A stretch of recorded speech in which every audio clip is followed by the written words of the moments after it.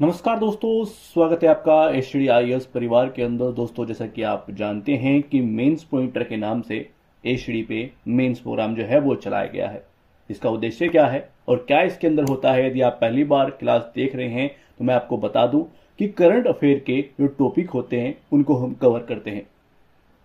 हाल ही के अंदर रहा या किसी घटना की वजह से जो है वो चर्चाओं के अंदर कोई टॉपिक आया है तो हमारे लिए वो कैसे इंपॉर्टेंट है, हम मेंस के लिहाज से उसको देखते हैं कि यदि वहां से क्वेश्चन क्रिएट होता है तो हमारे पास कौन कौन से पॉइंट जो है उसके होने चाहिए। अब यहां पर पॉइंटर नाम है और पॉइंट होने चाहिए, इसका क्या मतलब है?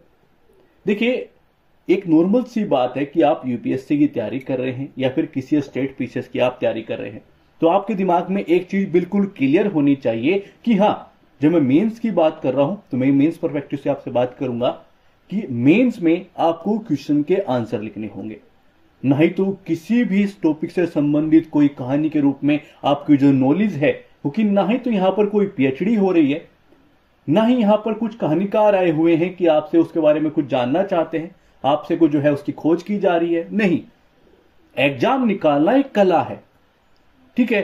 तो आपको वो चीज सीखनी पड़ेगी कि हां, जब मैं बुक्स पढ़ता हूं, नोट्स पढ़ता हूं या मेरे सामने कोई भी टॉपिक आता है, चाहे वो फिर करंट अफेयर का हो या ट्रेडिशनल का, मुझे उसमें से क्या निकालना चाहिए। मैं बुक पढ़ रहा हूं, नोट्स पढ़ रहा हूं, एक समझ उसकी क्रिएट कर ली, उसके बाद मेरी कोई जिम्मेदारी है कि मैं किसी एग्जाम की प्रिपरेशन कर रहा हूं, चाहे फिर मुझे आईएएस बनना है या फिर स्टेट पीसीएस में जो है एक अधिकारी बनना है। मुझे ध्यान रखना होगा कि हां, जो टॉपिक मेरे सामने है वो मेरे लिए कैसे इंपॉर्टेंट है, उसके बारे में समझ रखना तो इंपॉर्टेंट है ही कि हां, उसकी बेसिक समझ मुझे हो जाए कि वो एक्चुअल में क्या चीज है। मगर उसके बाद जो चीज होती है वो आपके एग्जाम के लिहाज से होनी चाहिए कि मैं उसको देखूं कि ये मेरे लिए कैसे इंपॉर्टेंट है, इसको मुझे कैसे पढ़ लेना चाहिए। अब इसको अच्छे से समझने के लिए आइए टॉपिक पर चलते हैं और उसको देखते हैं। टॉपिक क्या है? टॉपिक है कि अंतरिक्ष क्षेत्र में जो है निजी उद्योग की यहां पर बात की गई है। यह टॉपिक जो है हमारे जीएस 3 से जो है वो रिलेटेड है, विज्ञान एवं प्रौद्योगिकी से संबंधित, साइंस टेक से संबंधित। क्यों चर्चाओं के अंदर आया है, पहले ये देख लेते हैं। देखिए, चेन्नई में स्थित जो है अंतरिक्ष स्टार्टअप श्री हरिकोटा के सतीश धवन अंतरिक्ष केंद्र से जो है अपना पहला रॉकेट जो है अग्निबाण सब ऑर्बिटल टेक्नोलॉजी जो है डिमोन्स्ट्रेटर जो है वो लॉन्च करेगा। अब ये तो एक न्यूज है कि हां, ऐसा होने वाला है या फिर ऐसा हो जाएगा, आपके सामने इस तरह की न्यूज जो है वो आएंगी। अब यहां से दूसरी ओर भी बढ़ सकते हैं कि ऐसा हुआ है, वो कब हुआ था, ये चीज क्या है, हम जो है उस ओर चले जाएं, एक कहानी के रूप में चीजों को देखें कि हां, ये चीज हुई है, देखिए इससे क्या होगा कि अंतरिक्ष क्षेत्र में जो है निजी उद्योग उसको प्रोत्साहन मिलेगा, अब चीजें स्टार्ट हो गई हैं। हम आपको उस तरीके से एक कहानी के रूप में जो आपके सामने क्लासेज आती हैं, बहुत बड़े बड़े चैनल जो है ये चीज करते हैं, वीडियोग्राफी जो है मस्त वाली जो बना के आपके सामने प्रस्तुत होती है। मगर ये मान के चलिएगा कि नॉलेज के लिए तो ठीक है, मगर एग्जाम जो है वो इससे बिल्कुल अलग होता है। और आप ये डिसाइड कर लीजिए कि आप किसी एग्जाम की तैयारी कर रहे हैं या फिर नॉलेज के हिसाब से देख रहे हैं। यदि आप नॉलेज के लिए देख रहे हैं कि बस हाँ, वैसी मुझे नॉलेज सी चाहिए, तो फिर ये आपके लिए नहीं है। ये उनके लिए है जिनको यूपीएससी निकालना है या फिर स्टेट पीसीएस निकालना है। उनको ये चीज समझनी है कि हाँ, मुझे जो है मेंस लिखना है और मेंस में आएंगे क्वेश्चन, और क्वेश्चन में आंसर लिख के काम चलता है, कोई कहानी नहीं। तो यहां पर चीजें वैसे ही प्रस्तुत होने वाली है। तो आइए शुरुआत करते हैं और अपने पॉइंटों को देख लेते हैं कि हमारे लिए कैसे इंपॉर्टेंट है कि बात हो रही है कि भाई अंतरिक्ष क्षेत्र में जो है वो निजी उद्योग की बात हो रही है। तो पॉइंट टू पॉइंट चीजों को समझने का, जानने का और वो पॉइंट निकालने का, ताकि क्वेश्चन आए तो आंसर भी लिख पाए। तो आइए शुरुआत करते हैं। देखिए, पहले हम बात करेंगे अंतरिक्ष उद्योग में जो है भारत की हिस्सेदारी है क्या, यह जानना जरूरी है। अब यह जानने के बाद मैं आपको बताऊंगा कि यह क्यों जरूरी था और इसका यूज कहां पे होगा। देखिए, वैश्विक अंतरिक्ष अर्थव्यवस्था में जो है भारत की हिस्सेदारी कितनी है? 2 से 3% है। ओके, हमें परसेंटेज पता चल गई हमारे बारे में। आगे बढ़ते हैं, 2030 तक जो है इसकी हिस्सेदारी बढ़कर कितना 10% जो है अधिक होने की उम्मीद है जो है वो जताई जा रही है। 400 से अधिक जो है निजी अंतरिक्ष कंपनियों के साथ भारत विश्व स्तर पर जो है 5वें स्थान पर है। अब देखिए, एक ये तो हो गई कि भाई फैक्ट हमें नॉलेज हो गई कि कितने सदर फिलहाल है, हम कितना अनुमान लगाया जा रहा है कि वहां तक हम पहुंचने के अनुमान है, ये हमारी कंपनी स्तर है, हमारा स्तर ये है। अब इसका यूज कब करते हैं हम, जो अपने कोई पॉइंट दे रहे हैं वहां पर बताते हैं। इस तरह से कोई क्वेश्चन आया है तो वहां पर बताते हैं कि भारतीय अर्थव्यवस्था में भारत की सदी जो है वो कितनी है। कि हम बात करते हैं वैश्विक अंतरिक्ष अर्थव्यवस्था की, तो भारत की सदी उसमें कितनी है, वहां पर अपना डाटा देते हैं जो हमारे जो पॉइंट होता है उसको प्रमाणित करता है कि हाँ ये हमारा प्रमाण है। अनुमान की बात करते हैं तो वहां पर भी जो है ये अनुमान बताते हैं कि हाँ 2030 तक 10% बढ़ने की उम्मीद है, तो अपना आंसर अच्छा लगता है। वहां पर इनका यूज होता है जब आप सोचते हैं ना कि यार ये प्रमाण की बात करते रहते हैं, एग्जाम्पल की बात करते रहते हैं, सब बताते हैं आंसर राइटिंग में चीजें करनी चाहिए, तो फिर वो आएगा कहां से। वो ऐसे आता है कि हम चीजों को वैसे ही लेके चले, पढ़े वो जो काम आए। ये बेसिक लाइन अपनी रट लीजिएगा यदि आप किसी एग्जाम की आप तैयारी कर रहे हो। हाँ, आप नॉलेज के लिए तो अलग बात है, मगर यदि आप एग्जाम की तैयारी कर रहे हो तो कोई भी टॉपिक एग्जाम के लिहाज से सोचो कि हाँ यार उसका पैटर्न ये है, मेंस में क्वेश्चन आएगा भाई, वो देखना है हमको, आंसर लिखना है हमें, ठीक है, कहानी नहीं लिखनी है।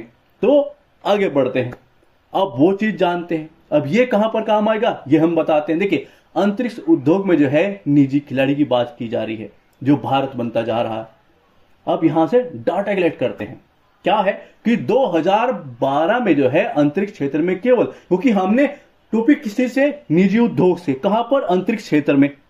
यह चीज यहां तक क्लियर है कि भाई अंतरिक्ष क्षेत्र संबंधी जो है ये टॉपिक है, हमारे जीएस थर्ड से रिलेटेड है।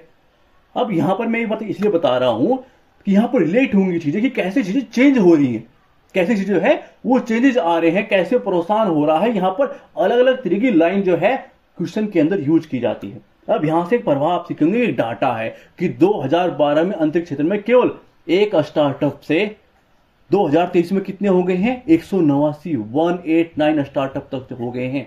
अब ये देख सकते हैं कि कैसे चीजें चेंज हो रही है, कैसे हम इस ओर बढ़ रहे हैं, है ना। तो ये डाटा जब आप रखते हैं अपने पॉइंट के साथ तो लगता है कि वाकई आपने पढ़ाई की है और पढ़ाई हम वैसे ही कर रहे हैं। अब ये देखिएगा टॉपिक को आप कैसे पढ़ रहे हो, आप पॉइंट टू पॉइंट जो है वो चीजें निकाल रहे हो जो आपके काम आएंगी जब आप आंसर लिख रहे होंगे। हम फालतू चीजें पढ़ते ही नहीं है, हम क्या पढ़ रहे हैं, अपना मेंस पढ़ रहे हैं। मेंस में क्वेश्चन आएंगे, आंसर्स की तरह देख रहे हैं चीजों को, कुछ भी देखते हैं वैसे ही देखते हैं कि हमें निकालना है मेंस, हमें निकालना है एग्जाम, और जल्दी निकालना है, 10-15 साल में या 12 साल में नहीं, हमें 1-2 साल के अंदर निकाल के अपनी जॉब लेनी है। ठीक है, आगे बढ़ते हैं।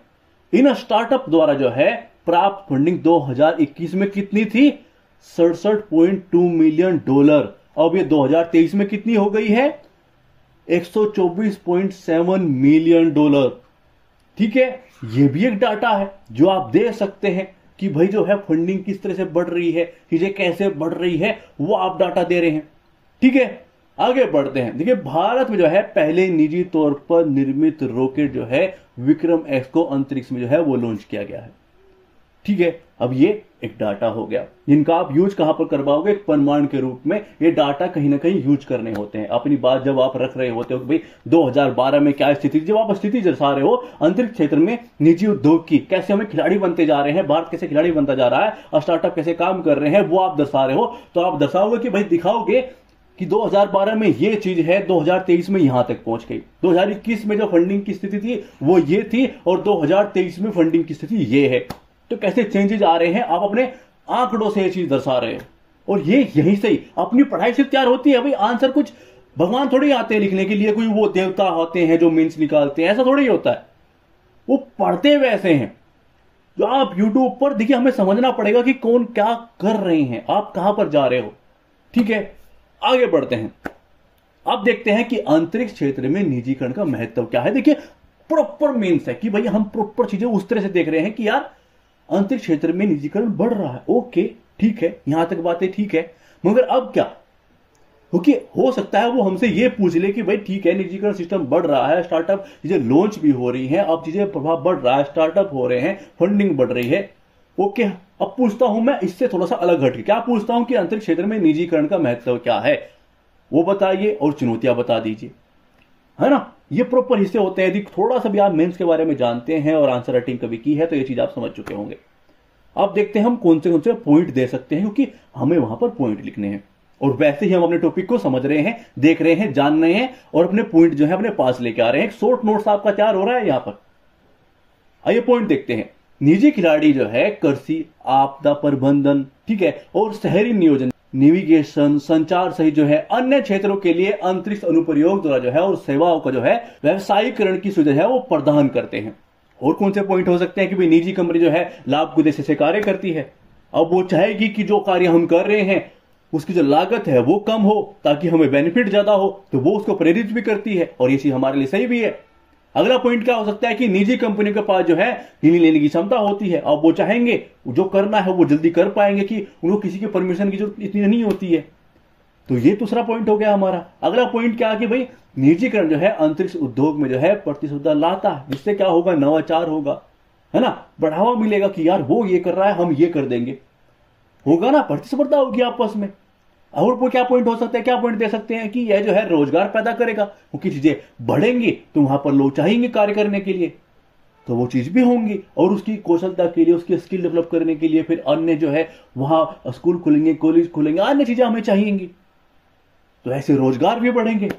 ठीक है, आगे बढ़ते हैं। भाई हमें महत्व के बारे में जान लिया, हमारे पास पॉइंट आ गए, कहानी के रूप में या फिर बोलना अलग चीज होता है, वो पॉइंट हमारे पास आ चुके हैं। लीजिए हमारा एक छोटा सा महत्व का एक शॉर्ट नोट तैयार हो गया। अब बढ़ते हैं आगे। आगे क्या है, वो है चुनौतियां हमारी। वो चुनौतियां भी समझते हैं कि चुनौतियां क्या क्या है भाई हमारे सामने। देखिए अंतरिक्ष प्रौद्योगिकी जो है महंगी होती है। अब महंगी होगी तो जिनके पास इतना तगड़ा पैसा होगा वो ही लगा पाएंगे, वो चुनिंदा लोग हैं। तो इससे होगा क्या, किसी क्षेत्र का जो है एकाधिकार हो जाएगा कि भाई यही लोग जो है इस क्षेत्र पर जो है कब्जा करेंगे, इस तौर पे यही लोग काम कर सकते हैं जिनके पास बहुत बड़ी धनराशि है। तो ये हमारे सामने एक चुनौती है क्योंकि कुछ ही लोग काम कर पाएंगे। अंतरिक्ष प्रौद्योगिकी जो है और बुनियादी ढांचे के निर्माण और जो है संचालन के लिए विशेष तकनीकी विशेषज्ञता और संसाधनों की जो है हमें आवश्यकता होती है। ये भी हमारे सामने एक चुनौती है। अगला पॉइंट क्या हो सकता है कि अंतरिक्ष क्षेत्र में जो है भारतीय निजी कंपनियों को अंतर्राष्ट्रीय बाजार में स्थापित खिलाड़ियों जैसे कि जो है स्पेस एक्स है, खिलाड़ी के मतलब क्या हो रहा है, यहां पर जो कार्य अभी कर रहे हैं, निजी तौर पर कार्य कर रहे हैं, उनकी हम बात कर रहे हैं। ठीक है, जो प्लेयर हैं, जो उसकी में खेल रहे हैं, ठीक है, ऐसे वर्ड का यूज किया जो आपको नॉर्मली समझ में आए कि भाई हम किसको क्या बोल रहे हैं, खिलाड़ी उस इंसान को बोल रहे हैं, उस कंपनी को बोल रहे हैं जो अभी स्टार्टअप ग्रुप में मुझे खेल रहे हैं, कंपनी ग्रुप में क्रिएट है। ठीक है, स्पेस एक्स है, ब्लू ओरिजिन है, ठीक है, आदि जो लोग इसमें काम कर रहे हैं। ठीक है, प्रतिस्पर्धा का सामना करना पड़ता है। अंतरिक्ष क्षेत्र में जो है नवाचार और जो है निवेश को प्रोत्साहित करने के लिए बौद्धिक संपदा अधिकारों आईपीआर की जो है रक्षा करना महत्वपूर्ण है। तो ये भी हमारे सामने एक चुनौती है। तो हम जो है कैसे चीजों को देख रहे हैं भाई, चुनौतियां, ये हमारे पॉइंट होंगे। हम बात किसकी करेंगे, महत्व की, तो ये हमारे पॉइंट होंगे। तो उसको हम कैसे ले रहे हैं, कैसे चीजों को समझ रहे हैं, किसी टॉपिक को अपने मेंस पर्सपेक्टिव से। ये होता है मेंस पॉइंटर की, हाँ टॉपिक आया तो हमें उसको वैसे समझा कि हमारे काम आएगा भाई, हमें जो है ये पॉइंट हमारे पास आएंगे तो मेंस में आंसर राइटिंग कर पाएंगे। अब सोचिएगा कि महत्व और चुनौतियां जो है आपके पास आ चुकी हैं। अब सोचिए कि महत्व और चुनौती किसी क्वेश्चन के अंदर पूछी गई है तो आपके पास पॉइंट है, आसान हो जाएगा ना वहां पर क्वेश्चन का आंसर देना। या फिर एक कहानी देख लीजिए, फिर आपको लगेगा कि यार मैं पढ़ता भी हूं, मैं टॉपिक्स के बारे में सब नॉलेज भी रखता हूं, क्लासेस भी देखता हूं, उसके बाद भी आंसर नहीं लिख पाता हूं। तो भाई उस पढ़ाई का फायदा ही क्या होगा जिसका आप नहीं तो आंसर दे पाओगे, नहीं कुछ कर पाओगे। तो अपने एग्जाम की तैयारी कीजिए। ठीक है, तो प्लीज वीडियो को शेयर कर दीजिएगा ताकि अन्य लोगों तक ये चीज जा सके। थैंक्स फॉर वॉचिंग, धन्यवाद।